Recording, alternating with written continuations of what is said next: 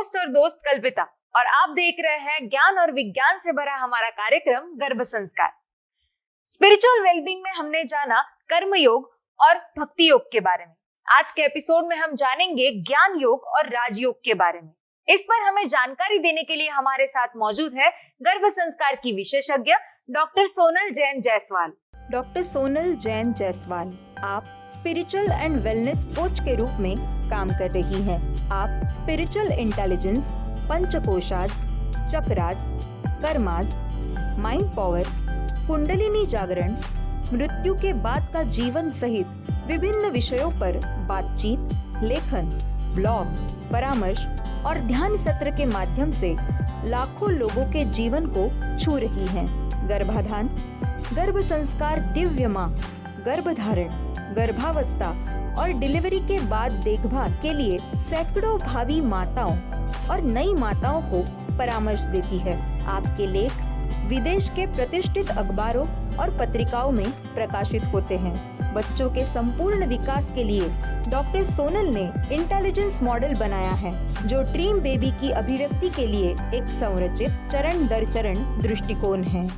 Sonal ma'am, गर्भ संस्कार में आपका बहुत बहुत स्वागत है। नमः शिवाय। दोस्तों, सोनल मैम हमारे साथ स्टूडियो में मौजूद है। अगर आप उनसे कुछ जानकारी चाहते हैं तो आप भी हमें कांटेक्ट कर सकते हैं।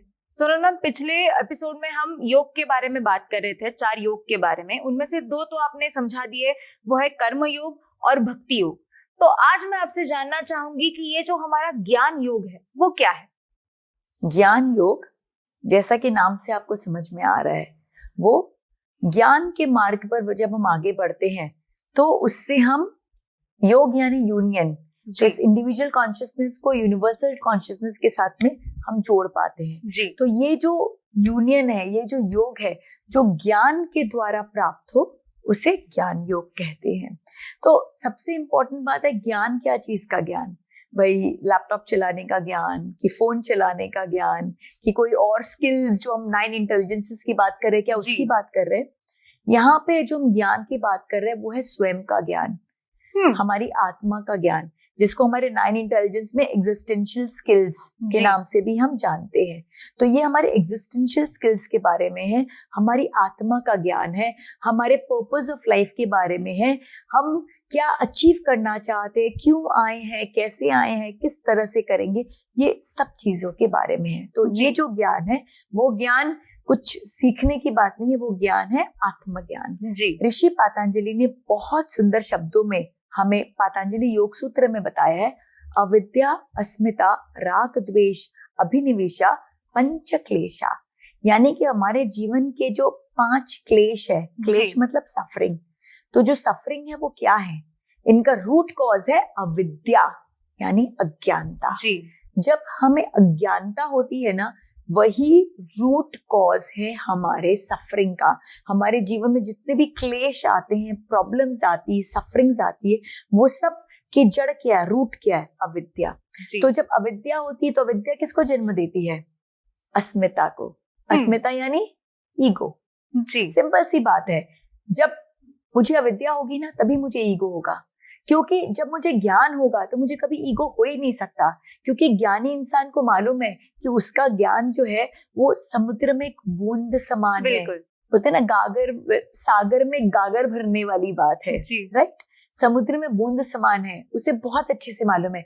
लेकिन जो अज्ञानी होता है ना, उसे लगता है कि वो जितना जानता है बहुत जानता है, क्योंकि वो अज्ञानी है। बिल्कुल। उसे पता ही नहीं है कि कितना कुछ बचा है एक्सप्लोर करने को, कितना कुछ बचा है सीखने को, ये ब्रह्मांड कितना बड़ा है।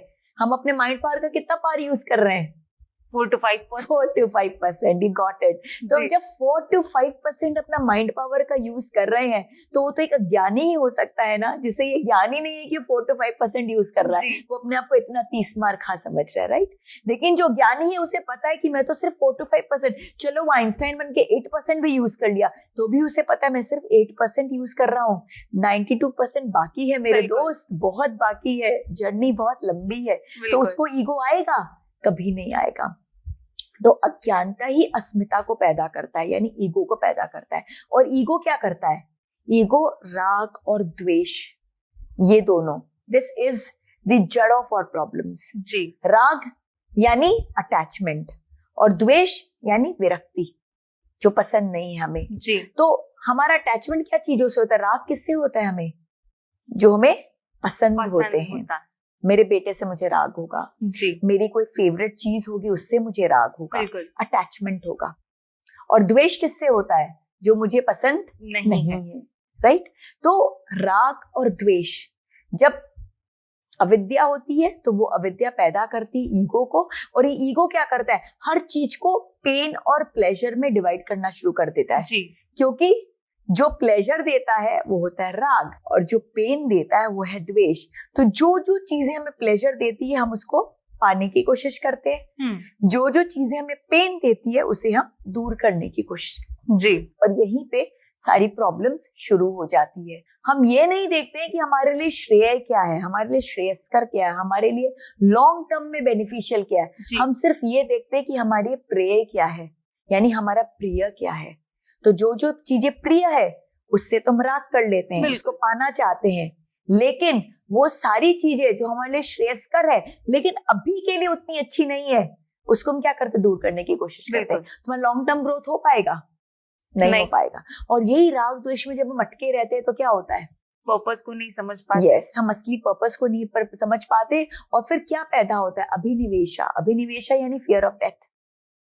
जी, हमारे अंदर फियर पैदा होता है क्योंकि जो अज्ञानी होगा, जिसमें ईगो होगा, जो राग द्वेष में भटकता रहेगा, उसी में फियर आएगा कि जो मुझे पसंद है कहीं वो खो ना जाए, जो मुझे पसंद नहीं है वो कहीं पास ना आ जाए। जी, वो हमेशा इस द्वंद में रहेगा। और जो ज्ञानी होगा उसको राग द्वेष से कोई मतलब नहीं, उसे पता है कि भाई ये पेन दे रहा है लेकिन अभी मुझे पेन दे रहा है, बाद में सब ठीक हो जाएगा। वो इस राग और द्वेष के चक्कर में नहीं पड़ता, वो इसमें डिफरेंशिएशन में नहीं जाता, इसलिए उसके अंदर फियर पैदा नहीं होता। वो सबको संभाव से देखता है, एवरीथिंग इज गुड, मेरे जो हित में है वो मेरे लिए अभी हो रहा है। अगर मेरे लिए अभी द्वेष हित में तो द्वेष हो रहा है, अगर मेरे लिए राग हित में तो राग। इनफैक्ट वो राग और द्वेष में चीजों को डिफरेंशिएट ही नहीं करता। जी, जो हो रहा है अच्छा हो रहा है, जो हो रहा है अच्छा हो रहा है, जो हुआ वो अच्छा हुआ, जो होगा वो अच्छा होगा, सब कुछ अच्छा है। क्योंकि क्या करता है? वो समभाव में रहता है, इक्विनामिटी में रहता है, जो हमने बोला योगस्थ कुरु कर्माणि, जी, है ना, वो समभाव में रहता है। इसलिए उसको कभी ऐसा फियर क्रिएट ही नहीं होता, और इसलिए उसके जीवन में कभी सफरिंग, क्योंकि यही तो हमारा अल्टीमेट, जो हमारा अल्टीमेट सफरिंग क्या है, वो यही तो फियर ऑफ डेथ। बिल्कुल। और उसीलिए हम हर बार हर चीजों को हम चेक करते रहते हैं कि भाई बराबर है कि नहीं है। तो इसलिए जो अविद्या है वो अविद्या root cause of all problem है, क्योंकि वो पैदा करती है अस्मिता को, ईगो को, वो ईगो पैदा करता है राग और द्वेष को, और वो राग और द्वेष क्या चीज को पैदा करते हैं? अभिनिवेशा को पैदा करते हैं। ये हमारे जीवन के पंच क्लेश हैं जी, और यही पंच क्लेश हमारे जीवन में सारी सफरिंग को पैदा करते हैं जी। तो अगर हमको सफरिंग से दूर होना है तो हमें क्या करना होगा? ज्ञान पाना। बिल्कुल, वंडरफुल। ज्ञान मार्ग में हमें आगे बढ़ना होगा। तो ज्ञान मार्ग में आगे बढ़ने का मतलब क्या हुआ? बहुत सारे हमने स्क्रिप्चर्स को पढ़ लिया, खूब ज्ञान प्राप्त कर लिया, तो हम क्या ज्ञानी बन गए? नहीं। कब ज्ञानी बनते हैं हम? जब शायद हम उसे समझेंगे। यस। और आगे का स्टेप, समझ तो हमने लिया लेकिन समझ के प्रैक्टिस करना, उसको अपने जीवन में लाना, अभ्यास करना। जी। मुझे बहुत नॉलेज है, मैं जानती हूँ राग द्वेष क्या होता है, मुझे मालूम है संभाव रखना चाहिए, सब कुछ मुझे मालूम है, बहुत ज्ञानी हूं मैं जी। लेकिन जब सिचुएशन आई सारा संभाव उड़न छू हो गया। जी। जब सिचुएशन आई तो राग के टाइम पे राग हुआ, द्वेष के टाइम पे द्वेष हुआ, फायदा मेरे ज्ञान का? यूजलेस। ऐसा ज्ञान ना हो तो बेटर है। बिल्कुल। क्योंकि अगर हम बहुत ज्ञानी होते हैं ना, उसके बाद जब हम मिस्टेक करते हैं तो कर्म दोष ज्यादा लगता है, जी, पाप ज्यादा लगता है। और अगर हम अज्ञानी है और मिस्टेक कर रहे हैं तो पाप तो लगेगा लेकिन कम लगेगा। तो फिर मैं कहूंगी ऐसे ज्ञानी से बेटर अज्ञानी रहना, कम से कम पाप तो कम लग रहा है। जी। समझ रहे हो? तो इसीलिए जो ज्ञानी है वो ज्ञानी तब ज्ञानी बनेगा जब वो अपने ज्ञान का अभ्यास करेगा, प्रैक्टिस करेगा। और प्रैक्टिस कैसा प्रैक्टिस करेगा? प्रैक्टिस करते करते करते करते वो उसको अपने आचरण में लेके आ जाएगा। जी। वो उसका बिहेवियर बन जाएगा। फिर वो ज्ञानी को जाके बोलने की जरूरत है, यार ये मुझे ये मालूम है, देखो मैं ये कर सकता हूँ। आपको जहां पर ऐसे लोग मिलते हैं जो दिखाते हैं, अरे हमें तो ये मालूम है, देखो हम ये कर सकते हैं, छू छा छू मंत्र वगैरह वगैरह वगैरह, समझ लीजिए अभी भी अज्ञानता बाकी है। क्योंकि जो सही में ज्ञानी है ना, वो ज्ञानी अपने आचरण से अपने आप प्रोजेक्ट कर देते हैं उनको क्या आता है, उनको बोलना नहीं पड़ता कि वो ज्ञानी है। उनका जो स्वभाव है, उनका जो व्यवहार है, उनकी जो जीवन शैली है, उनका जो जीवन जीने का तरीका है, जीवन के प्रति जो उनका एक उद्देश्य है, वो सब चीज से अपने आप उनका ज्ञान झलकता है। उनके आचरण में, उनके कार्यकलाप में वो ज्ञान अपने आप दिखता है। उन्हें लाउडस्पीकर लेके अपने ज्ञान को बताना नहीं पड़ता है, बड़े बड़े मंत्र को बोलना नहीं पड़ता है। वो मंत्र को जब वो अपने लाइफ में प्रैक्टिस करते हैं ना, तो वो स्वयं दिखता है। वो जो उन्होंने अभ्यास किया, वो अभ्यास आचरण में आ चुका है जी। और आचरण में आकर जब वो आपकी पर्सनालिटी बन जाए और आप उसको शेयर करने लग जाओ, शेयर भी ऐसा नहीं कि बोल बोल के आप शेयर करो, लोग आपके पास आके ऑटोमेटिकली प्रभावित हो रहे हैं और ऑटोमेटिकली आपके उस ज्ञान को अपने जीवन में इंप्लीमेंट करना चाह रहे कि अरे वाह, मतलब इनके इस ज्ञान से इनका जीवन कितना उच्च श्रेणी का हो गया, इतना उत्कृष्ट हो गया। अगर हम भी करेंगे तो हमको भी बेनिफिट मिलेगा। अगर आप बिना बोले सिर्फ और सिर्फ अपने आचरण से, अपने व्यवहार से, अपने तरीकों से, अपनी लाइफस्टाइल से अगर आप दूसरे को इन्फ्लुएंस कर सको, अच्छा तो बहुत सारे इन्फ्लुएंसर्स हो गए हैं, तो मैं बोलती हूँ ट्रू इन्फ्लुएंसर वो है जो अपने आचरण से इन्फ्लुएंस कर सके, जिसको देखकर, जिसके ऑरा में आके, जिसके पास में आके लोगों को इच्छा हो जाए कि यस हमें ये करना चाहिए, वो ट्रू इन्फ्लुएंसर है, वो सही ज्ञानी है। तो ज्ञान योग का जो मार्ग है ना, वो नॉलेज तो हमें चाहिए, लेकिन नॉलेज के साथ उसको अभ्यास करना है, प्रैक्टिस करनी है, और प्रैक्टिस इस कदर करनी है कि वो हमारा आचरण बन जाए और आचरण ऐसा हो कि लोग देख के इंस्पायर हो जाए। अगर ज्ञान योग में हम इस तरह से बढ़ रहे हैं तब तो वो ज्ञान योग है जी। तो ज्ञान योग को हम किस तरह से प्राप्त कर सकते हैं? स्वाध्याय के द्वारा जी। स्वाध्याय यानी स्वयं का अध्ययन। तो हमें स्वयं का अध्ययन करना है। जो भी ज्ञान हमें बाहर से मिल रहा है वो तो बाहर से मिल रहा है, लेकिन उसको अपने अंदर लेके इंटरनलाइज करना है, अपने अंदर लेके उसका मंथन करना है और मंथन करके उसको अपने आचरण में लाना है, आचरण से उसको अपने व्यवहार में लाना है और वो हमारा एक अस्तित्व बन जाना चाहिए जी। तो स्वाध्याय के द्वारा हम ज्ञान मार्ग में आगे बढ़ सकते हैं जी। बिल्कुल मैम, ये जो 5 यम है उस तरह से आप 5 नियम भी है ऐसा आपने कहा था। अब मैं आपसे जानना चाहूंगी कि वो ऐसे कौन से 5 नियम है? 5 यम तो हमने डिस्कस कर ली जिसका निषेध है जी। अब 5 नियम जो बहुत जरूरी है, उसमें से सबसे पहले शौच यानी शुद्धता जी। हमें हर तरह की शुद्धता लानी है, चाहे मेंटल हो, चाहे फिजिकल हो, चाहे इमोशनल हो, हर लेवल पे हमें शुद्ध लाना है जी। शरीर शुद्धि, मन शुद्धि, भाव शुद्धि। हमारे जो शरीर है वो बिल्कुल क्लेंस्ड हो, हमारे जो मन में जो थॉट्स हैं वो प्योर हो और हमारे भाव भी जो है वो अनकंडीशनल लव से ओतप्रोत हो। तो ये है पहला शौच। फिर दूसरा क्या है? संतोष। संतोष यानी कंटेंटमेंट। जहां संतोष होता है ना वहां सब कुछ होता है, क्योंकि संतोष क्या करता है? संतोष हमें विकारों को आने से रोकता है जी। हम क्यों विकारों में आ जाते हैं? क्योंकि हमारे अंदर वो लालच आ जाता है, वो लोभ आ जाता है और उसके कारण हम बहुत सारी वैसी चीजें करना चाहते हैं जो निषेध होता है। बट जब संतोष होता है तो सब कुछ कंट्रोल में रहता है। संतोष बहुत इंपॉर्टेंट है। फिर तीसरा क्या है? तीसरा है तप जी। तपश्चर्या का जीवन जीना। तप यानी कि हमारे जो सेंस ऑर्गन्स हैं उन पर बराबर अंकुश लगा के रखना, क्योंकि जो सेंस ऑर्गन्स है ना वो भटकते हैं। जीभ भटकती है कुछ ना कुछ अच्छा खाने के लिए, कान भटकते हैं कुछ ना कुछ बुरा सुनने के लिए, आंखें भटकती है कुछ ना कुछ गंदा देखने के लिए। ये प्रकृति का नियम है, लॉ ऑफ नेचर है। Negativity is law of nature. हर जगह जब हम अंकुश नहीं लगाएंगे ना तो चीजें नेगेटिविटी की तरफ ही जाएंगी। तो हमें क्या करना है? हमें अंकुश लगाना है। हमें तपश्चर्या के द्वारा हमें क्या करना है? हमें अपने सेंस ऑर्गन्स को कंट्रोल करना है, क्योंकि तप के ही सोना बनता है। सोने में भी अगर हमें अशुद्धि को हटानी पड़ती है ना तो क्या करना पड़ता है? उसे तपाना पड़ता है। और फिर चौथा क्या हुआ? स्वाध्याय। स्वाध्याय यानी स्वयं का अध्ययन, अपना ज्ञान लेना, आत्मा का ज्ञान लेना, समझना।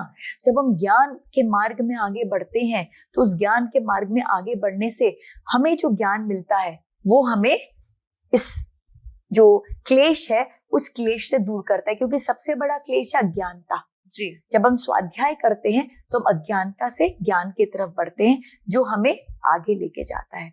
और फिर पांचवा है ईश्वर परिधाना, यानी अपने आप को ईश्वर को समर्पित कर देना, सरेंडर कर देना। जी जब तक मैं की भावना होती है तब तक सारी प्रॉब्लम्स है, क्योंकि हमें लगता है कि हम ही कर रहे हैं, और जब हमें लगता है हम ही कर रहे हैं तो हम कुछ भी कर बैठते हैं। लेकिन जैसे हम ईश्वर के प्रति समर्पित हो जाते हैं, एक सरेंडर की भावना आ जाती है, तब ये मैं खत्म हो जाता है। तब सर्वोच्च कौन रहता है? ईश्वर रहता है। और उस कंडीशन में गलतियां नहीं होती हैं, क्योंकि हम जो करते हैं उनके डायरेक्शन में करते हैं।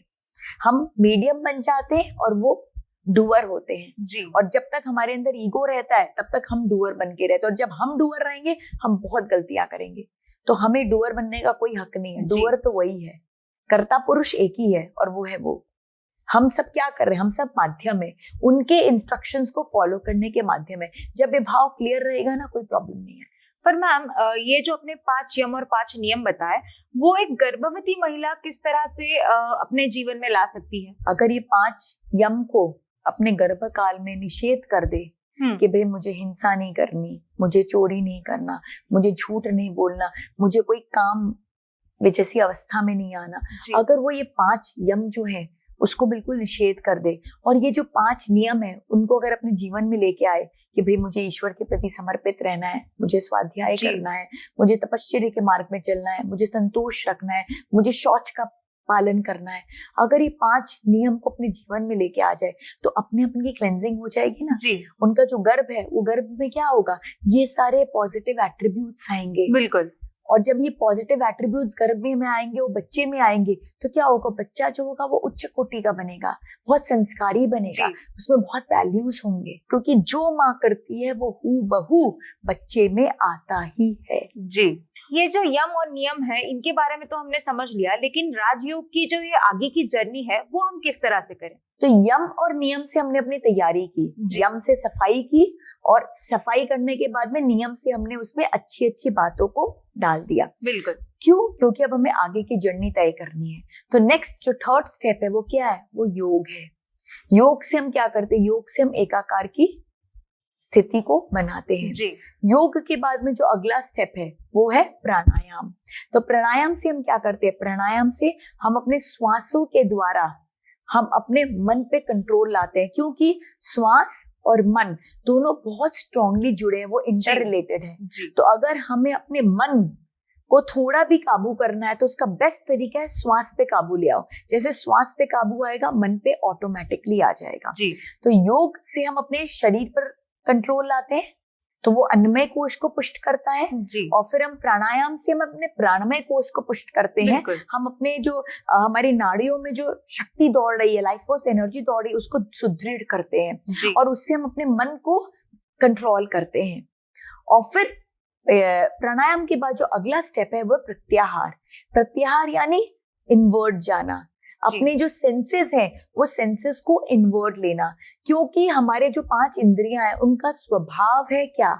बाहर भागना। और वो जितना बाहर भागती हैं वो उतना हमें भटकाती हैं, जितना बाहर भागती है उतना हमें योग की स्थिति से दूर करती हैं, क्योंकि हम संसार में भटक जाते हैं, हम आध्यात्म से जुड़ ही नहीं पाते। तो जो प्रत्याहार का स्टेप है वो हमें क्या करता है? वो हमें इनवर्ड लेके जाता है, और उसके सपोर्ट में कौन है? प्राणायाम। प्राणायाम हमें ऑटोमेटिकली प्रत्याहार के स्थिति में लेके चला जाता है। जब प्राणायाम होता है तो ब्रेथ के साथ कंट्रोल करते करते करते करते मन ऑटोमेटिकली धीरे धीरे इन्वर्ट होता जाता है, प्रत्याहार की स्थिति पे आ जाता है। और प्रत्याहार के बाद में क्या है? प्रत्याहार के बाद में हमारा धारणा। जो धारणा है, प्रत्याहार के बाद जो नेक्स्ट स्टेप है, जब सेंसेस हमारे इन्वर्ट्स हो जाते हैं तब हम क्या करते हैं? तब हम जो प्राप्त करना चाहते हैं उस पर अपना फोकस लगाते हैं। जी। हम उसको धारण करते हैं, उस पर हम अपनी एकाग्रता लगाते हैं। और वो जब हम एकाग्रता लगाते हैं तो शुरुआत में तो बहुत एफर्ट लगती है, बट धीरे धीरे वो एफर्टलेस होने लग जाता है। और जब वो एफर्टलेस होने लग जाता है तो वो धारणा क्या हो जाती है? वो ध्यान की अवस्था हो जाती है। जी। और जब ये ध्यान की अवस्था, जो एफर्ट की अवस्था है, जब हम उसको लंबे समय तक मैनेज कर पाते, लंबे समय तक जब हम उस अवस्था में रह पाते, तो वो समाधि की अवस्था है। जी। तो एक मनुष्य की जो जर्नी है वो यम से समाधि तक पहुंचने की जर्नी है। ये एक 8 स्टेप प्रोसेस है जी। और इस 8 स्टेप को हम कैसे पा सकते हैं? साधना के द्वारा। साधना यानी प्रैक्टिस करना। जी।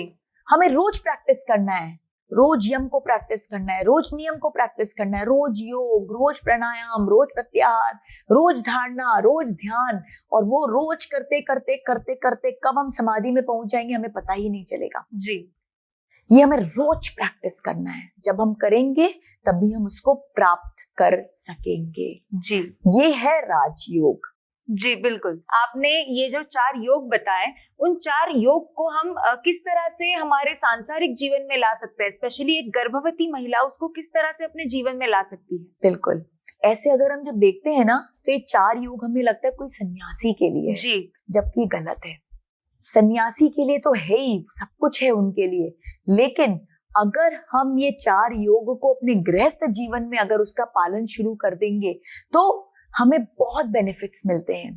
सबसे पहला क्या था? कर्म योग। जी। कर्म योग यानी सेवा। तो जब हम अपना हर रिस्पॉन्सिबिलिटी, अपने हर काम को, अपनी हर जिम्मेदारियों को अगर हम सेवा भाव से करना शुरू कर दिए, वो ऑटोमेटिकली कर्मयोग हो गया। जी।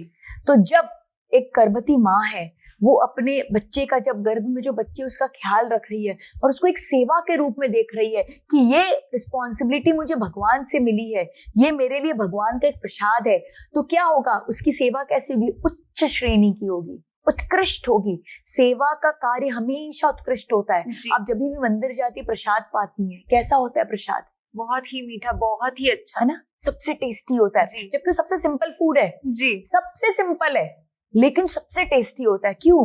क्योंकि जो बना रहे हैं ना वो सेवा भाव से बना रहे हैं। जी। मंदिर की साफ सफाई आप देखो कैसा होता है, एकदम चमकता है मंदिर। जी। क्यों? हजारों लाखों लोग आते, हमारे घर में 10 लोग आ जाते तहस नहस हो जाता है घर, लेकिन वहां हजारों लोग आते तो भी मंदिर इतना अच्छा रहता है। क्यों? क्योंकि वहां पे जो लोग सफाई कर रहे हैं वो सेवा भाव से कर रहे हैं। तो सेवा भाव से जो भी कर्म किया जाता है वो उच्च श्रेणी का होता है। तो जब एक माँ अपने बच्चे का लालन पालन सेवा भाव से करती है ना कि भाई मैं माँ यशोदा हूँ और मेरा कृष्णा आया है, जी, तो फिर क्या होगा? वो उसकी जो ममता है ना वो अलग लेवल की होगी। बिल्कुल। राइट। फिर हम आते हैं भक्ति योग। भक्ति योग यानी कि उसको प्राप्त करने का क्या तरीका है? संकीर्तन का मार्ग। जी। तो जब हम संकीर्तन करते हैं, संकीर्तन यानी क्या? संकीर्तन यानी उनके गुणों का बखान करना। तो जब हम जिससे बहुत प्यार करते हैं, जब हम उनके गुणों का बखान करना शुरू करते हैं तो क्या होता है? हम खो जाते हैं। बिल्कुल। एंडलेस। आप जिसको सबसे ज्यादा प्यार करती हैं, जब आप उसके बारे में बोलना शुरू करती है, एक माँ जब अपने बच्चे की प्रशंसा शुरू करती है तो क्या होता है? रुकती ही नहीं है, रोकना पड़ता है, बिना थके बोलती रहती है, रोकना पड़ता है कि बस हो गया। समझ में आ गया उनको कि कितना इंटेलिजेंट है आपका बच्चा, कंट्रोल ही नहीं होता। तो वही बात है, दिस इज लव। तो आप खो जाते हैं उसमें, एकदम एक टाइमलेसनेस में चले जाते हैं। राइट। फिर उसके बाद तीसरा क्या है? ज्ञान योग। ज्ञान योग किससे आता है? स्वाध्याय से। स्वाध्याय यानी अध्ययन करना और अध्ययन करके उसको स्वयं में इंप्लीमेंट करना। तो जब एक माँ वो अध्ययन करके इंप्लीमेंट करती है अपने गर्भ में, तो वो जो ज्ञान गर्भ में उसके शिशु को मिल रहा है, वो ज्ञान उसके कितने कर्मों से उसको छुटकारा दिला रहा है, उसको कितना ज्ञानी बना रहा है, उसके आगे के मार्ग को कितना प्रशस्त कर रहा है। और फिर फाइनली राजयोग को हम कैसे प्राप्त करते हैं? साधना के मार्ग से। साधना का मार्ग मतलब क्या? साधते जाना, हर स्टेप में डिसिप्लिन के साथ एक जीवन को जीना। राजयोग का मार्ग एक नियमबद्ध पद्धति से जीना ही राजयोग है। कि भाई हमारे 8 स्टेप हैं, हम स्टेप बाय स्टेप अपने ये 8 स्टेप को जब हम फॉलो करते हैं, अपने जीवन को एक नियम में रखते कि ये नियम है, ये नियम है, हमें ऐसे योग करना है, ऐसे प्राणायाम करना है। जब हम उसको अपनी डेली की चर्या में लेके आते हैं, उसका रोज अभ्यास करते हैं, उसके हिसाब से अगर हम अपने जीवन को जीते हैं, उसकी साधना करते हैं, तो क्या होता है? साधते साधते साधते एक दिन ऑटोमेटिकली वो एकाकार की स्थिति आ जाती है, वो योग प्राप्त हो जाता है। तो जब एक गर्भवती माँ जो है, जब एक प्रेग्नेंट मदर जो है, ये चारों चीजों को फॉलो करती है, जो हमारा 4S है, सेवा, संकीर्तन, स्वाध्याय और साधना, ये जब 4 चीजों को अपनी डेली रूटीन में लेके आती है और रोज इस पे काम करती है और अपने पूरे जीवन को ये 4 चीजों में अगर ढाल देती है, कोई जी। भी काम करना है सेवा के रूप में करना है, कुछ भी करना है संकीर्तन करना है, जो भी पढ़ना है जानना है स्वाध्याय की तरह करना है, जी। और अपने जीवन को डिसिप्लिन तरीके से जीना है, एक नियम से जीना है, एक तौर तरीके से जीना है, तो उनके गर्भ में जो बच्चा है ना वो सबसे कैसा होगा, भाग्यशाली होगा। जी। और सबसे ज्यादा वो उसके अंदर में वो गुण आएंगे, गुणी होगा, क्वालिटीज आएंगे, संस्कारी होगा। तो आप गर्भ में ही अपने बच्चे में ये सारे संस्कार को डाल सकती हैं, ये 4S के नियम को फॉलो करके। जी बिल्कुल मैम, आपने बहुत ही अच्छी तरीके से समझाया कि ये जो 4 योग है उनको हम किस तरह से, किस प्रकार हमारे जीवन में ला सकते हैं, वो है 4S प्रिंसिपल से। गर्भ संस्कार के बारे में हमारी ये चर्चा ऐसी ही जारी रहेगी, लेकिन अगले एपिसोड में। फिलहाल के लिए आपका बहुत बहुत शुक्रिया। नमः शिवाय। दोस्तों, अगर आपके मन में भी गर्भ संस्कार से जुड़े कुछ सवाल है या फिर आप अधिक जानकारी चाहते हैं तो आप भी हमें कांटेक्ट कर सकते हैं। अब अपनी होस्ट और दोस्त कल्पिता को इजाजत दीजिए, फिर मुलाकात होगी गर्भ संस्कार के अगले एपिसोड में। तब तक अपना ख्याल रखिए।